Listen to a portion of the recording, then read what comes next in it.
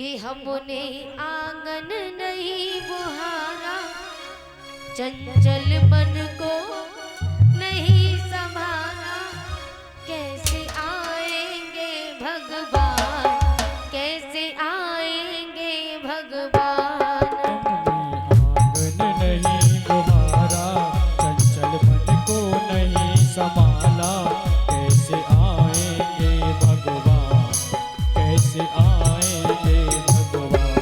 हमने आंगन नहीं बुहारा, चंचल मन को नहीं संभाला, कैसे आएंगे भगवान, कैसे आएंगे भगवान। हमने आंगन नहीं बुहारा, चंचल मन को नहीं संभाला, कैसे आएंगे भगवान, कैसे आएंगे भगवान।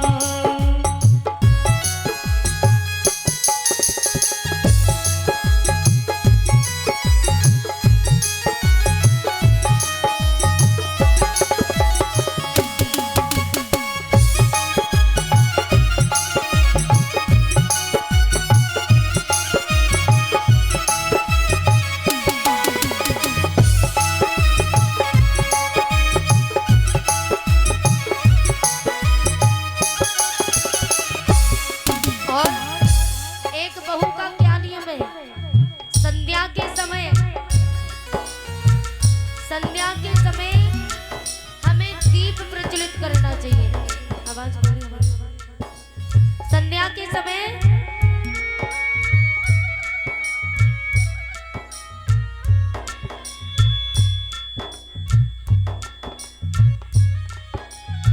श्री राधे जय राधे।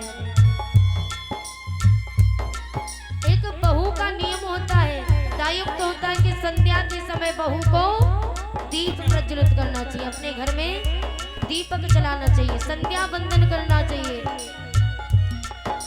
संध्या बंदन तो गया, अगर सास से थोड़ा झगड़ा क्या हो गया तो भोजन भी नहीं बनाती और बेड पे जाकर के लेट जाएंगे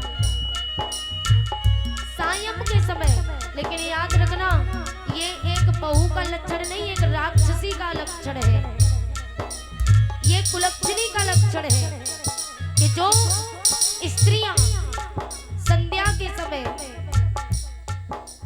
सास से झगड़ा होने के बाद, सास काम में लगी है बेचारी, ननद काम में लगी है, थोड़ा झगड़ा क्या हो गया, अरे झगड़ा आपका हुआ तो सास का भी तो हुआ आपसे, दोनों का एक दूसरे से ही तो हुआ।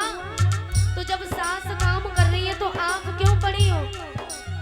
मैंने काफी बहुओं को देखा क्रोध में आकर के जाकर के बेड पर लेट जाएंगे, भोजन भी नहीं बनाती 2-4 दिन तक, लेकिन करी हुई परस के तो खा लेंगे भीतर ही भीतर।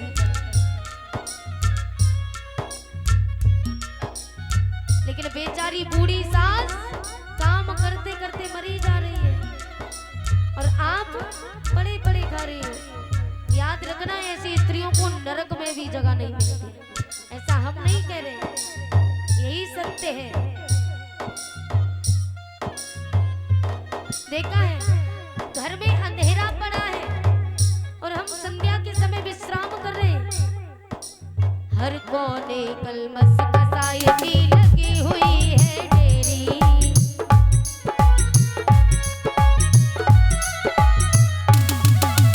हर कोने कलमस कसाई की लगी हुई है डेरी।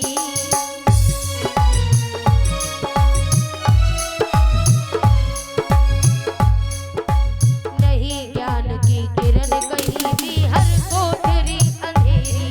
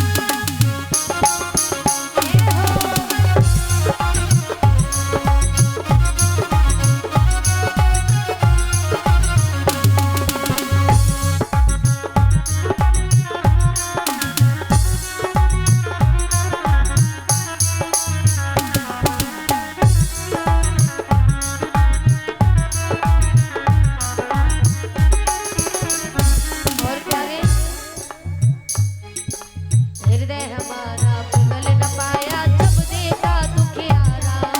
हृदय हमारा पिघल न पाया जब देखा न्यारा। किसी पंत भूले ने हमसे पाया नहीं सहारा।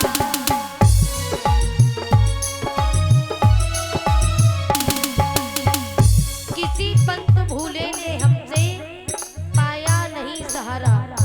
कोई बेचारा राही है, भगवान ने मनुष्य का शरीर दिया, हम देख रहे कि एक दुखिया है और हम वो देख के जानबूझ करके उसे नजरअंदाज कर दे, तो क्या मतलब ऐसे शरीर से धिक्कार है। इसलिए प्यारे, सूखी है करुणा की धारा, करुणा की धारा, सूखी है करुणा की धारा। कैसे आएंगे भगवान, कैसे आएंगे भगवान। कैसे आएंगे भगवान, कैसे आएंगे भगवान। मुझे आंगन नहीं बुहारा, चंचल मन को नहीं संभाला। चंचल मन को नहीं संभाला। कैसे आएंगे भगवान, कैसे आएंगे भगवान।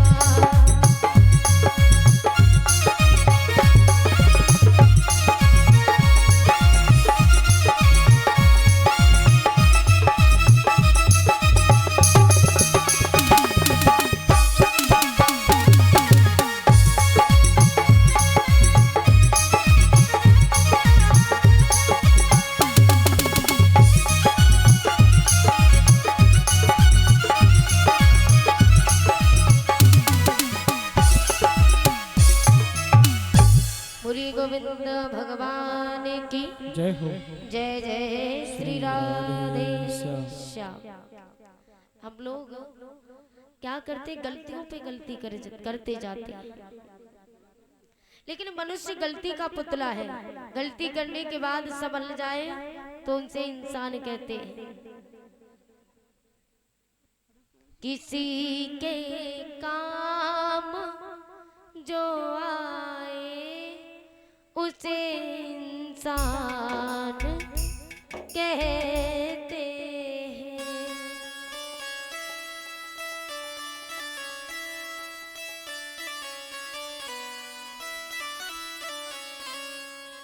किसी के काम जो आए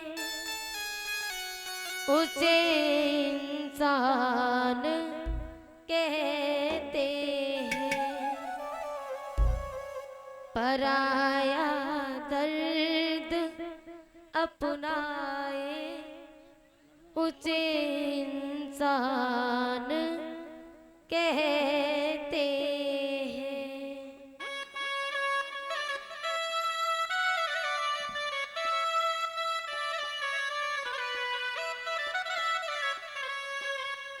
यदि हम किसी के काम आते वही तो इंसान होता है, किसी की सहायता कर रहे हैं।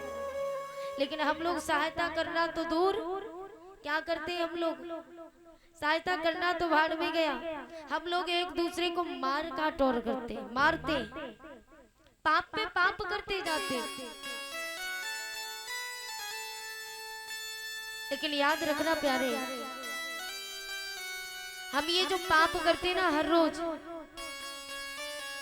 निर्जीवों की, बेजुबानों की हत्या करके अपना पेट भरते, हम ये जो पाप करते, इससे वही दशा हमारी होती है जो दशा हम दूसरे की करते। भगवान श्री कृष्ण कहते, गीता में भगवान श्री कृष्ण ने कहा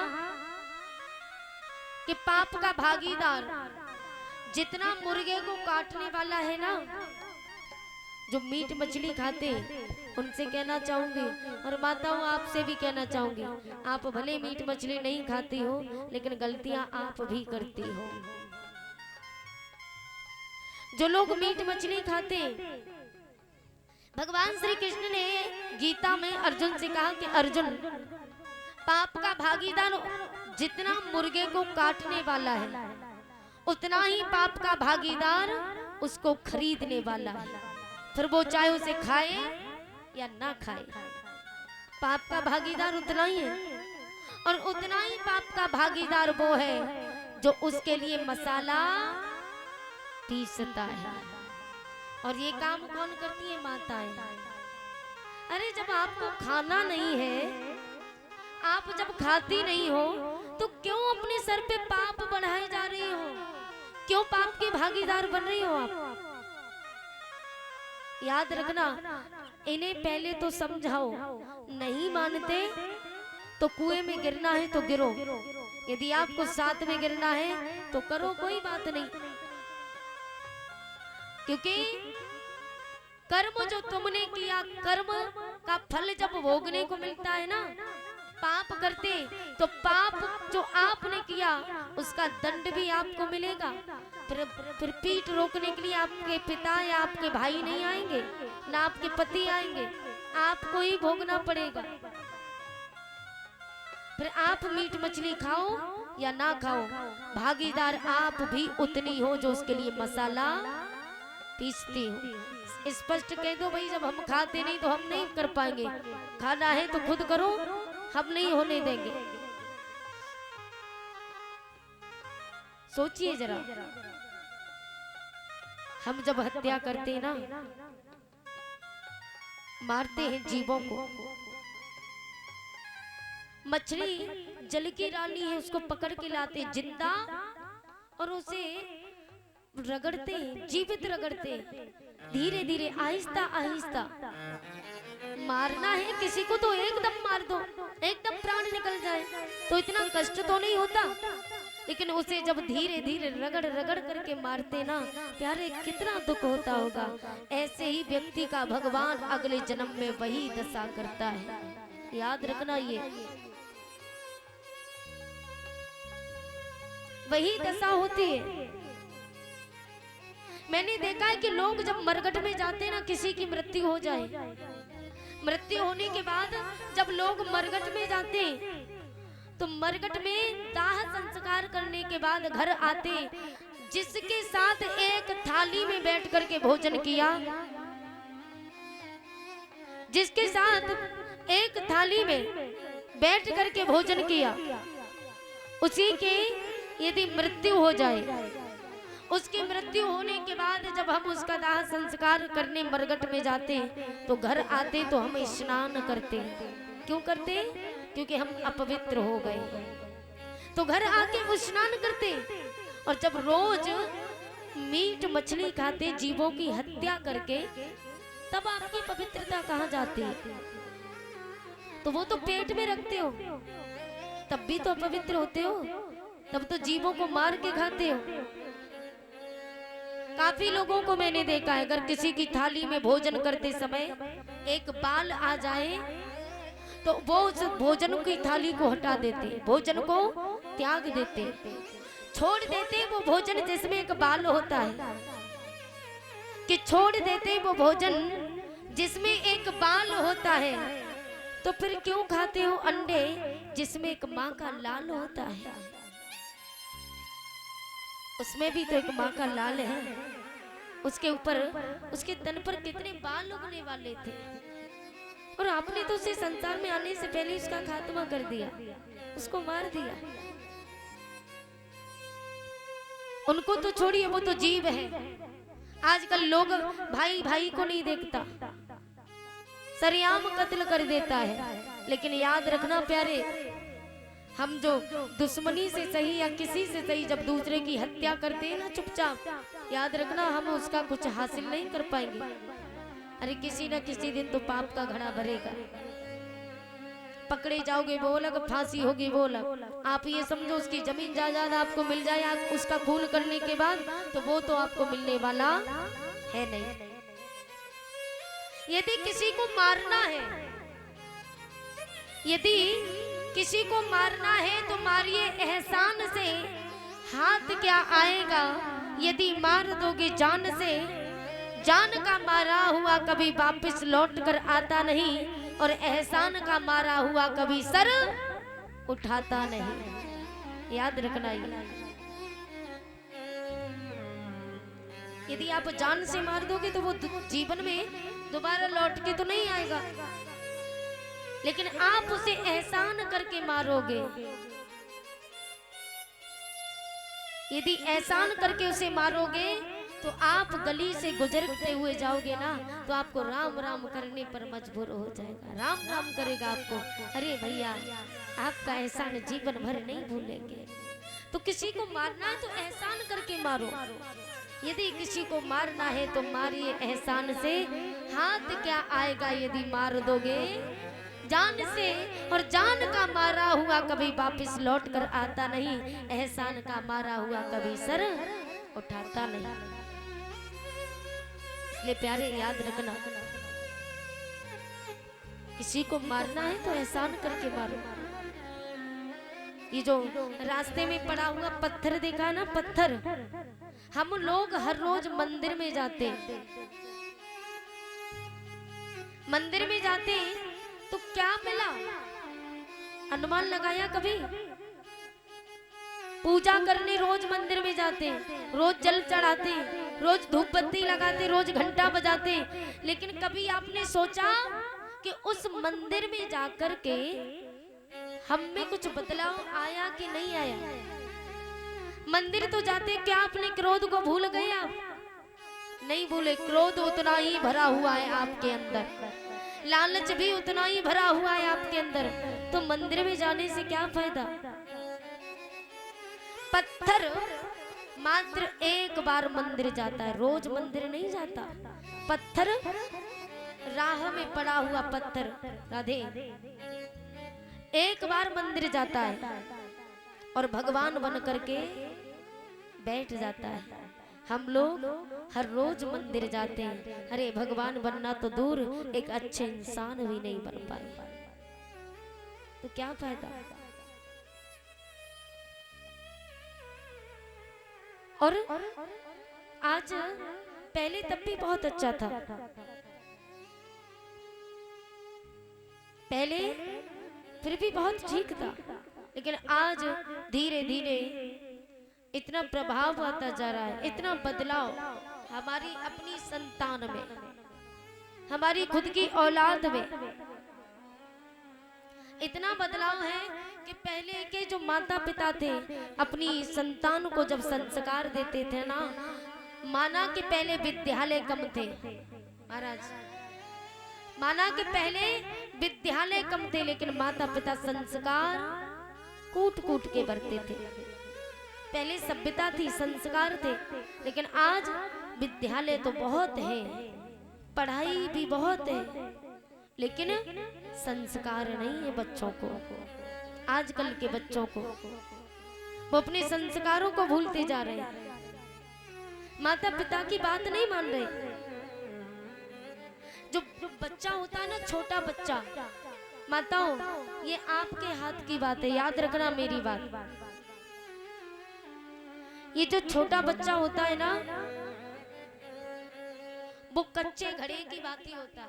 छोटा बच्चा कच्चा घड़ा होता है ना, आप जैसे उसे ढालोगे वैसा ढलता जाएगा। घड़ा जब पक जाए तो पक जाने के बाद उसे सुधारोगे तो फूट जाएगा, लेकिन सुधरने वाला नहीं है। इसलिए बच्चे हमेशा कच्चे घड़े की भांति होते, आप जैसे ढालोगे वैसे ढलते जाएगा, लेकिन आप स्वयं अपनी औलाद को बिगाड़ रहे हो। बेटा माता पिता के मुंह पर, माता पिता के सामने गाली दे रहा है, छोटा है, और माता पिता हंसते हैं, देखो कैसे गाली दे रहा है, ये क्या है? आप उसमें फटकार लगाओ, दोबारा गाली नहीं देगा। बेटा जब चोरी करने जाता है ना, माँ बड़ी प्रसन्न होती है, बेटा कहाँ से लाया? मैं फलाने के खेत से लाया, अच्छा किया, आज की सब्जी बन जाएगी, आज सब्जी बनाने को कुछ था नहीं। तो बेटा कहता है कि मेरे चोरी करने से मेरी माँ इतनी प्रसन्न हो गई, कल भी लाऊंगा। बेटा कल भी लाता है, धीरे धीरे छोटी छोटी चोरियों से बड़ी बड़ी चोरी करने लगता है। फिर बाद में सुधारने से क्या होता है? जब थाली में बंद हो जाता है ना, माँ मिलने जाती तो बेटा कहता है, माँ चोरी करना भी तो तूने ही सिखाया, आज क्यों रो रही है? अरे जब मैं छोटा था, जब पहली बार चोरी करके घर लाया, तो उस समय तू मुझे रोकती, मेरे गाल में तमाचा मारती और कहती खबरदार जो चोरी करके लाया दोबारा तो तुझे इस घर में घुसने नहीं दूंगी। तुम माँ, मैं उस बात का मनन करता, चिंतन करता, मैं शायद दोबारा चोरी नहीं करता, लेकिन चोरी करना तूने ही सिखाया। एक माँ ही सिखाती है। आजकल की जो बेटियां हैं, क्षमा करना, लेकिन बेटियां भी माता पिता की बात नहीं मानती है। इतना बदलाव आ चुका है। आपने देखा होगा महाराज कि गरीबी सुदामा जी पर थी, ये तो सब जानते हैं। गरीबी सुदामा जी पर थी, जो फटे कटे कपड़े पहन करके बेचारे घूमते थे, क्योंकि उनके पास गरीबी थी, मजबूरी थी। लेकिन मैंने देखा है आज सबसे ज्यादा गरीबी किस पर है? जो बड़े बड़े रईसों की जो बेटियां हैं ना, पैसे वालों की बेटियां, सबसे ज्यादा गरीबी उन्हीं पर है, जो छोटे छोटे कपड़े, कटे फटे कपड़े पहन करके घूमते। अरे आपके बाप के पास पैसा है तो क्या हुआ? इज्जत तो सभी बेटियों की एक समान है ना। ऐसा तो नहीं कि इज्जत अलग अलग हो, बेटियों की इज्जत एक समान है। फर्क इतना है कि कोई बेटी गरीब है और कोई अमीर है। अमीर होने का मतलब ये नहीं कि हम निर्वस्त्र होकर के घूमे, अर्धनग्न होकर के घूमे, छोटे छोटे कपड़े पहन के घूमे। हम जब कटे फटे कपड़े पहन के घूमते ना, 4 जगह से जीन्स कटी फटी होगी वो पहन करके घूमते। सबसे सुंदर पहनावा किसका है? मुसलमानों का। सर से लेकर के पांव तक उनका तन ढका होता है, आंखों पर भी जाली का पर्दा होता है। लेकिन आज इतना बदलाव है, बहुत फर्क आ चुका है प्यारे। पहले जो गरीब घर की बेटियां थी, वो बड़े बड़े अमीर घराने में नाचने जाती थी, गरीब घर की बेटियां पहले के जमाने में। लेकिन आज उन्हीं अमीरों की बेटियां गरीबों का कर्जा उतार रही है। इंस्टाग्राम पर, फेसबुक पर, यूट्यूब पर नाच नाच करके वीडियो डाल करके। इतनी आंधी कटी हुई है इंस्टाग्राम पर और फेसबुक पर, सबसे ज्यादा देखा होगा। सोचिए जरा, अब बेटियां डालती हैं सो डालती हैं भैया, नाच नाच करके न जाने कैसे कैसे वीडियो इंस्टाग्राम पर, फेसबुक पर डालती हैं। और हमारे माता पिता कुछ नहीं कहते, वो तो शाबाशी देते, हाँ भाई हमारी बेटी पैसा पैदा कर रही है। अरे धिक्कार है ऐसे पैसों पर। पैसा कमाना है ना तो मेहनत मजदूरी करके मेहनत का पैसा कमाओ, ये ऐसा पैसा नहीं।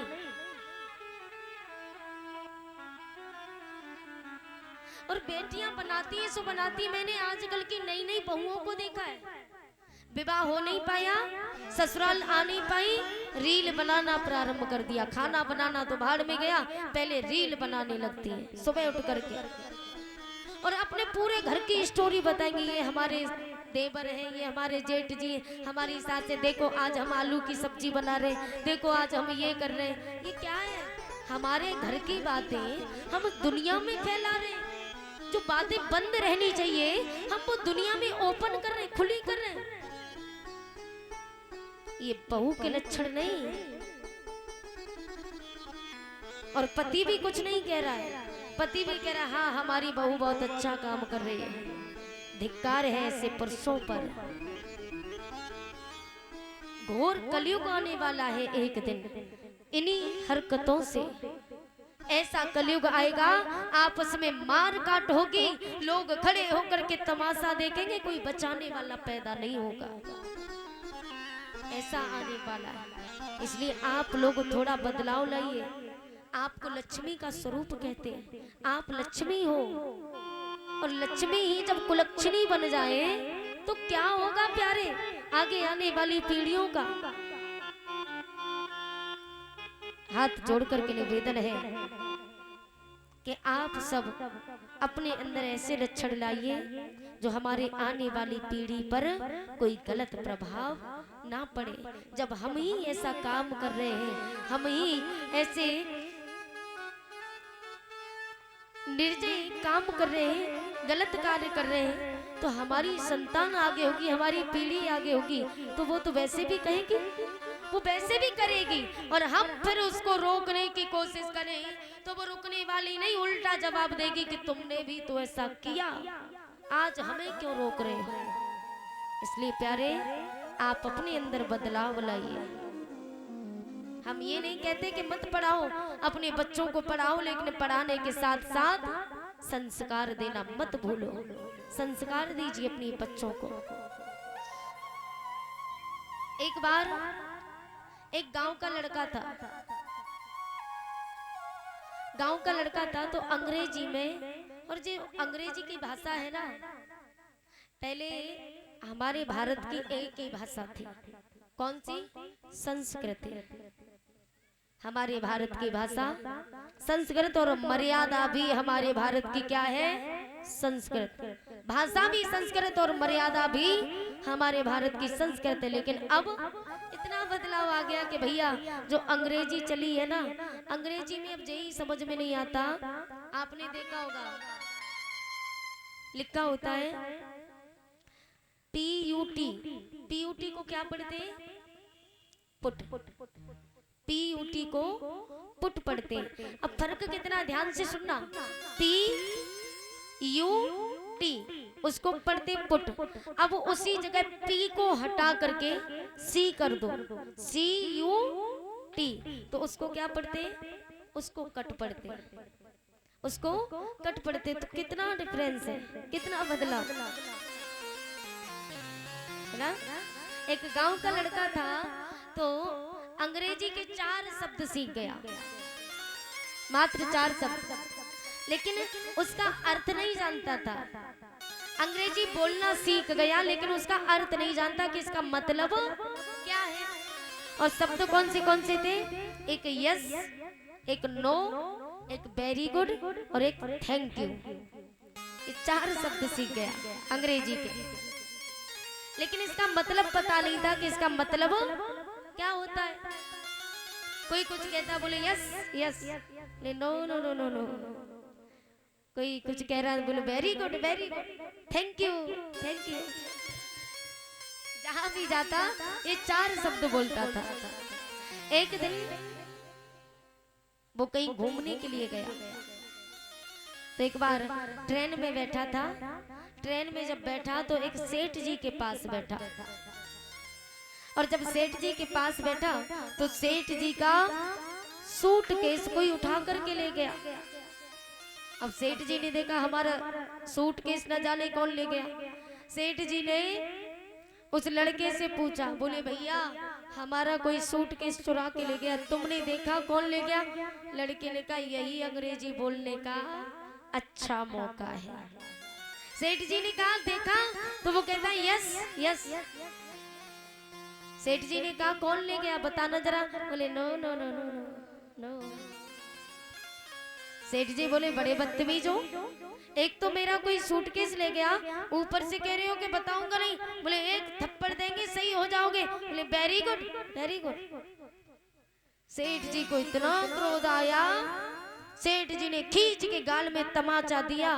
तो उस लड़के ने गाल पे हाथ रख के कहा, बोले 3 तो बोली नहीं, एक और बोलने। बोले थैंक यू।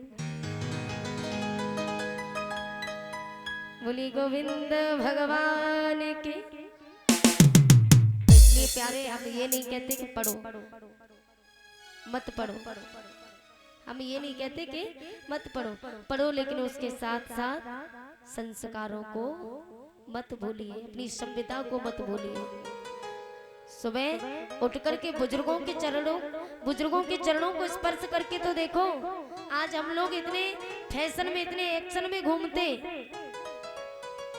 अगर आप हर रोज बुजुर्गों के चरणों को स्पर्श करोगे तो मैं ये बात व्यासपीठ से दावा से कहती हूँ, अगर मेरी बात कहीं फेल हो जाए कभी, तो मुझसे कहना। मैं व्यासपीठ से ये बात दावे के साथ कहती हूँ कि आप हर रोज सुबह सुबह अपने दादा दादी माता पिता के हर रोज चरणों को स्पर्श करोगे, अपने से बड़ों को चरणों को स्पर्श करोगे तो दावे से कहती हूँ कि आपका जीवन बदल जाएगा। क्योंकि वो यदि आप उनके चरणों को स्पर्श करोगे तो उनके मुंह से कुछ ना कुछ तो निकलेगा, खुश रहो, कुछ ना कुछ तो निकलेगा। और बुजुर्गों की दुआएं मान लो भगवान का आशीर्वाद मिल गया। इसलिए कहीं जाओ तो सभी से राम राम करो, राधे राधे करो। ये हाय हल्लो का जमाना छोड़ दो ना, अपने संस्कारों को मत भूलिए, संस्कारों को अपनाइए, क्योंकि हमारे संस्कारों से ही सनातन धर्म टिका हुआ है। संस्कार ही खत्म हो जाएंगे तो सनातन धर्म तो डूब ही जाएगा। इसलिए निवेदन है, बोली गोविंद भगवान के। आइए छोटा सा भजन बोले, उसके बाद कथा का रसायन करेंगे।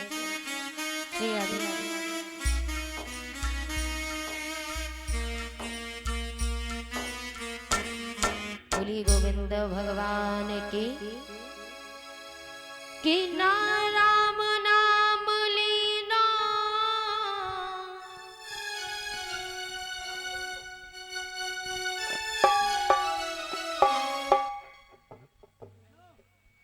कि ना राम नाम लीना और तेरी भरी जबानी में राधे भैया, और तू डूब के मर जा रे चुल्लू भर पानी में, तू डूब के मर जा रे चुल्लू भर पानी में, तू डूब के मर जा रे चुल्लू भर पानी में, तू डूब के मर जा रे चुल्लू भर पानी में। ना राम नाम लीनो ना हरि को नाम लीनो तेरी भरी जबानी में, तू डूब के मर जा रे चुल्लू भरी पानी में, तू डूब के मर जा रे चुल्लू भर पानी में।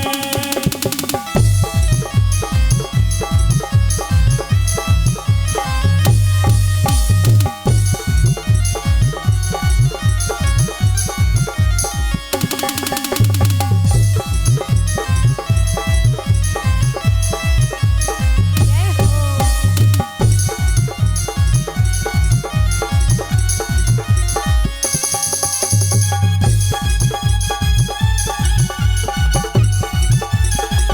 दोनों हाथ ऊंचे उठा के ताली।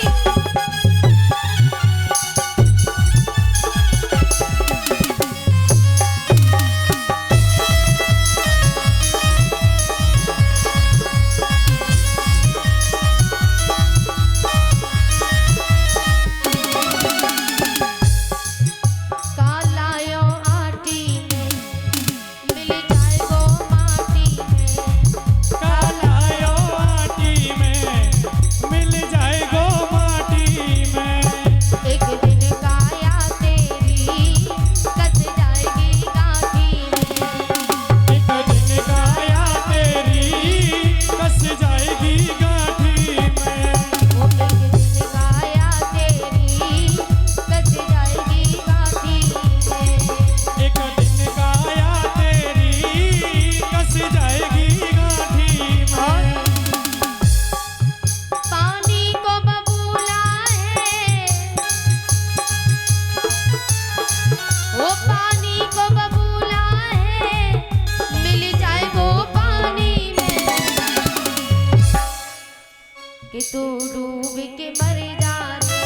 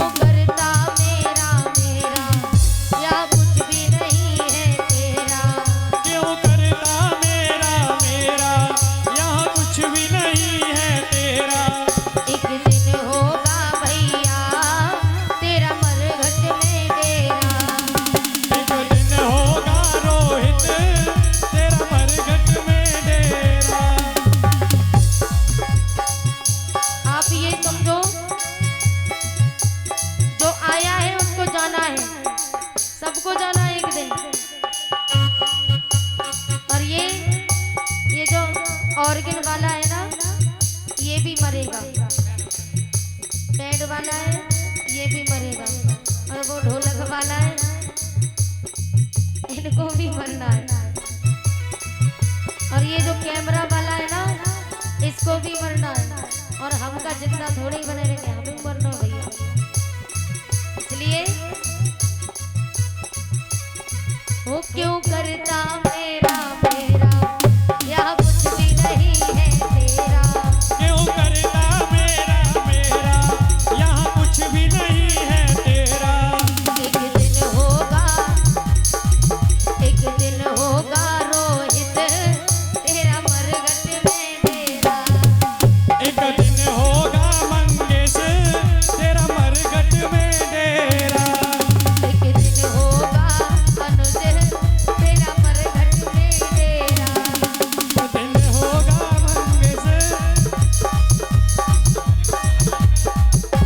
और कुछ कमाई के ले जा रे, कछु कमाई के ले जा रे, कछु कमाए के ले जा रे। कछु कमाई नहीं पायो, कछु कमाए नहीं पायो। ऐसी जिंदगानी में। ओए अरे तू डूब के मर जा रे चुल्लू भर पानी में। तू डूब के मर जा रे चुल्लू भर पानी में।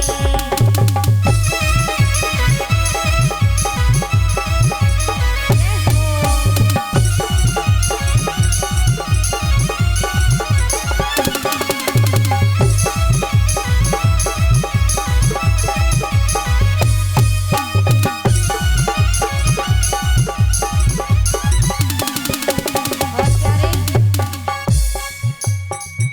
कर सच्ची भक्ति है, भक्ति में शक्ति है। कर सच्ची भक्ति है, भक्ति में शक्ति है। या भक्ति से अगले मिल जाएगी मुक्ति है। या भक्ति से मंगेश मिल जाएगी मुक्ति है। आजा भक्ति से भैया मिल जाएगी मुक्ति है। जा भक्ति से बहना मिल जाएगी मुक्ति है। और सारो जीवन खोयो, सारो जीवन खोयो। सारो जीवन खोयो। सारो जीवन खोयो। काय में खोयो काय में बता दूं? बता दो। सारो जीवन खोयो, सारो जीवन खोयो। और भेजन की सानी में।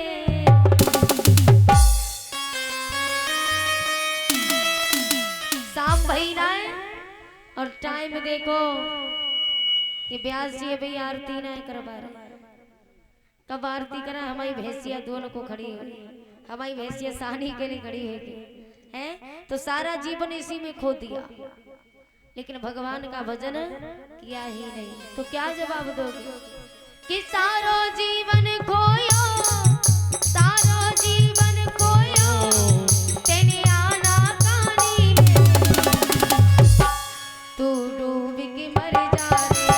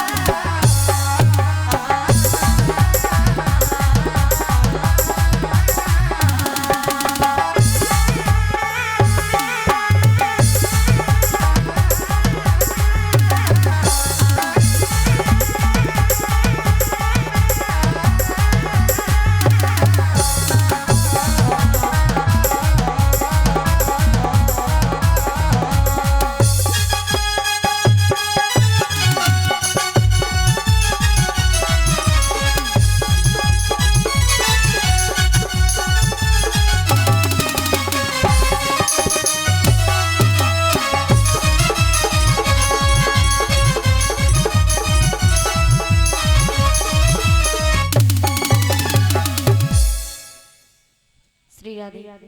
बोली गोविंद भगवान की जय जय श्री राधे।